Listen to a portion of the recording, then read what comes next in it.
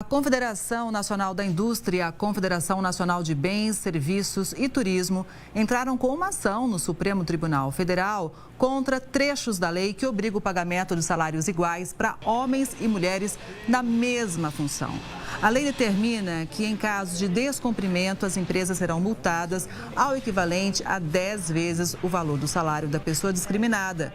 E segundo o IBGE, segundo dados do IBGE, inclusive divulgados na semana passada, as mulheres brasileiras ainda ganham cerca de 21% menos do que os homens, apesar de serem mais escolarizadas. Elas também são menos presentes em altos cargos de liderança. Para entender melhor a motivação dessa ação, a gente faz conexão agora com o Paulo Renato Fernandes, que é professor da FGV Direito Rio. Professor, boa tarde, seja muito bem-vindo. As entidades afirmam que não estão questionando a isonomia prevista na norma, mas que a norma desconsiderou hipóteses legítimas de diferenças salariais fundadas no princípio da proporcionalidade, como, por exemplo, o tempo na empresa. Baseado na lei, qual é a sua análise sobre esse ponto?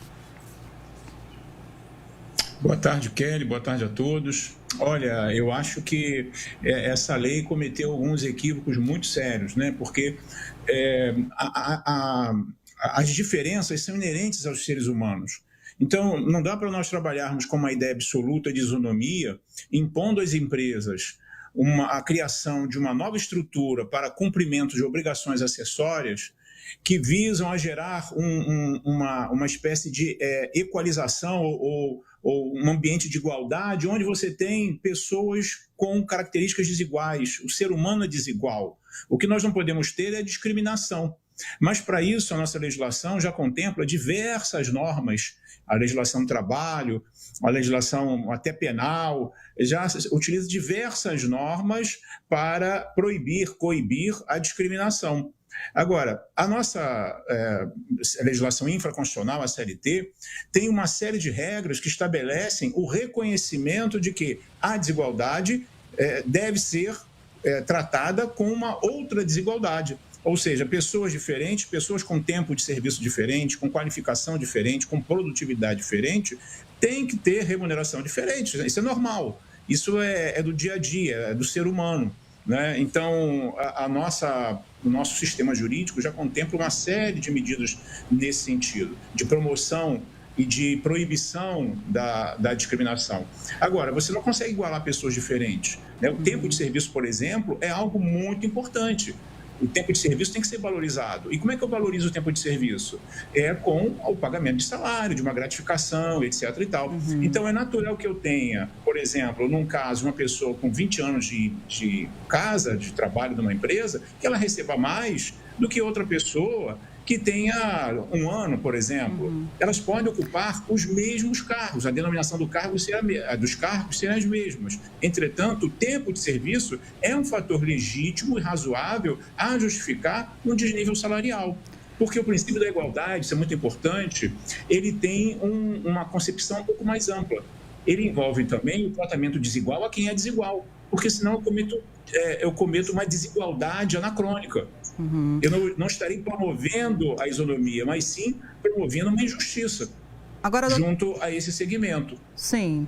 Agora, doutor, ainda segundo as entidades, haveria risco de que os relatórios contendo valores absolutos de salários ou de salários médios revelem dados pessoais ou estratégias de segredos também de negócios. Mas se hoje as mulheres ganham, em média, 21% a menos, por que não tem essa preocupação específica? Olha, na verdade, como eu estava dizendo, eu acho que existem outros meios de correção de desigualdades, né, promovendo outras medidas, né? Agora, você obrigar as empresas a divulgar os salários de todos os seus empregados é uma medida, assim, bastante invasiva, é uma medida bastante assimétrica.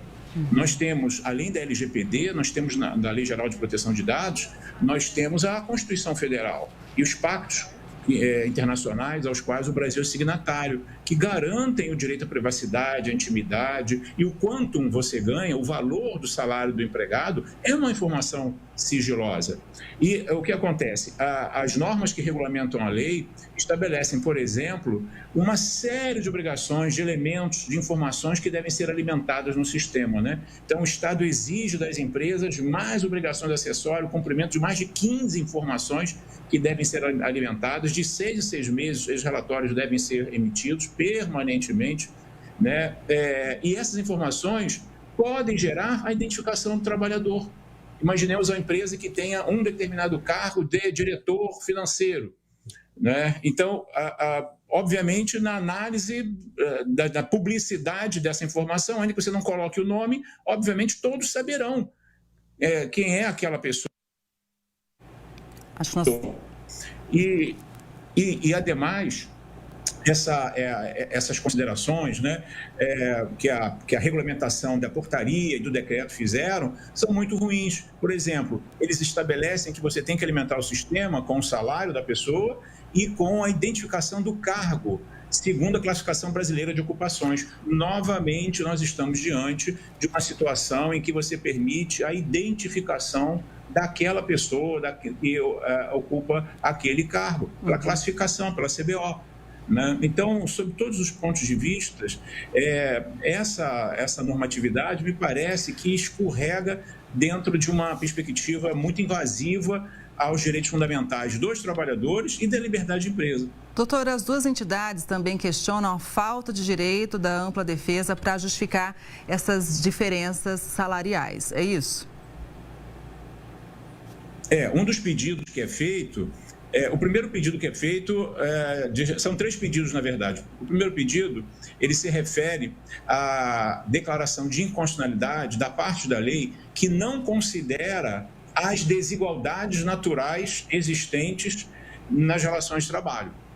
Né? A nossa lei já estabelece que o empregador pode pagar salários diferentes para empregados que ocupem os mesmos cargos, desde que existam critérios que justifiquem esse desnível salarial, como, por exemplo, tempo de serviço, produtividade, qualificação do trabalhador e etc. Você tem uma série de critérios que justificam esse pagamento diferenciado para cada tipo de empregado, mesmo que ocupem os mesmos cargos. Né?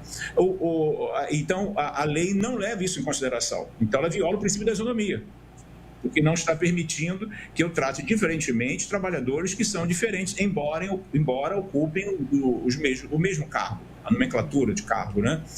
O segundo aspecto da lei, do pedido da ação, diz respeito a não permitir que ocorra a imposição de indenização por dano moral no caso de haver uma assimetria salarial culposa, assim, não foi uma coisa dolosa.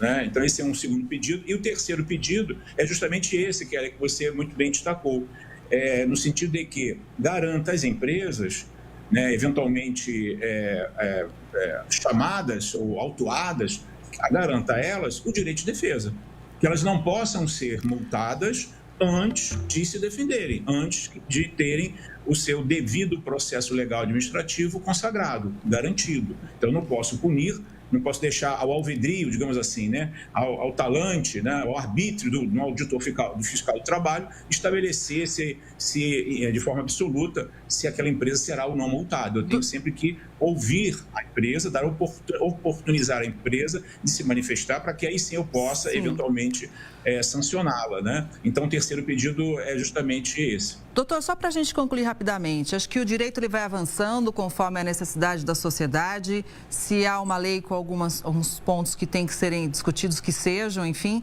mas é um momento que o Brasil, então, caminha para, de repente, corrigir eventuais equívocos em relação à remuneração das mulheres? Eu não tenho dúvida disso. Na verdade, Kelly, essa é uma pauta já presente no mundo empresarial laboral há muito tempo. Quando você fala na sigla ESG, Ambiental, Social e Corporativo, essa é uma das pautas. O prestígio ao trabalho da mulher. Né? E essa é uma conquista que a mulher vem alcançando paulatinamente, não há dúvida nenhuma. Né? Inclusive, muitas mulheres não aceitam, eventualmente, a questão de cotas, etc. e tal, porque elas dizem, não, nós trabalhamos igualmente aos homens e temos as mesmas obrigações e deveres, claro, observadas as particularidades, maternidade, o aspecto ligado à constituição psicofisiológica, que é diferente entre homens e mulheres, mas, no mais, essa é uma tendência que já vem do próprio mercado, das próprias empresas, dos próprios trabalhadores, né? Então, eu acho que isso aí veio para ficar, né? Isso já é uma discussão antiga e a gente percebe que vem se aprofundando. É só você ver nos postos diretivos hoje a quantidade gigante de mulheres que assumiram o protagonismo das empresas, seja no setor público, seja no setor privado.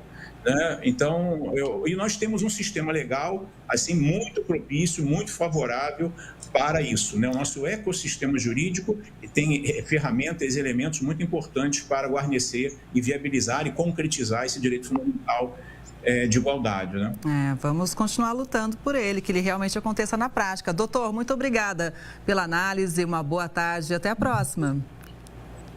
Boa tarde, até a próxima.